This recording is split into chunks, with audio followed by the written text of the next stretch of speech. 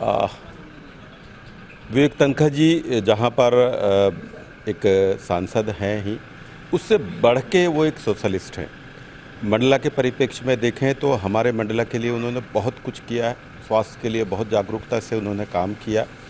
राहत वन के हुआ था 2010 में, राहत जो 2019 में हुआ, जो 10 में हुआ उससे बढ़ के 19 में हुआ। तो आज हमने बात रखी कि सर, जो राहत वन का जो अनुभव आया उसमें राहत 2 के बाद में हमें पता चला कि राहत 1 और 2 के बीच में हम स्वास्थ्य सुविधाएं कुछ भी नहीं कर पाए।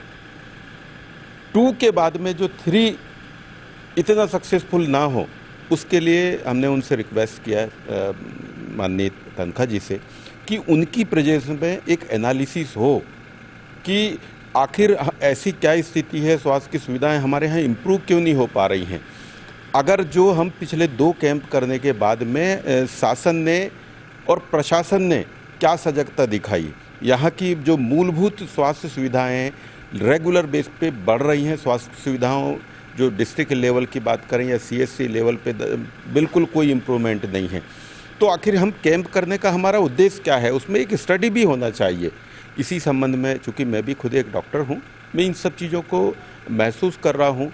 और तीसरा कैंप बहुत सफलतापूर्वक ना रहे, ये इसी के लिए मैं कहना चाह रहा हूँ। और मैंने बात रखा तनखा जी से कि उनकी प्रेजेंस में एक शासन और प्रशासन की एक एनालिसिस का पार्ट हो, स्टडी हो कि आखिर क्या मिसिंग है और उस जो मिसिंग पार्ट को हम कैसे कंपनसेट कर सकते हैं और हम यहाँ की हेल्थ सुविधाओं को कैसे इम्प्रूव कर सकते हैं, यहाँ की नीड्स क्या हैं, इस पर मेरी चर्चा हुई। उन्होंने मुझे आश्वस्त किया कि बहुत जल्द इस बात के लिए वो आएंगे। अभी हमने 2 तारीख को उनको इनवाइट किया है। 2 तारीख को योगीराज हॉस्पिटल में बहुत बड़े लेवल पर कैंसर कैंप है और 3 तारीख को सिकल सेल का कैंप है। तो 2 तारीख को एज ए चीफ गेस्ट हमारे बीच में आएंगे। बहुत हम लोगों को उनका आशीर्वाद मिलेगा और यहाँ की स्वास्थ्य सुविधाओं को हम कुछ अच्छा देने का जो प्रयास कर रहे हैं, उसके तहत हम आज ये कैंप कैंसर और सिकल सेल का 2 और 3 अक्टूबर को रख रहे हैं।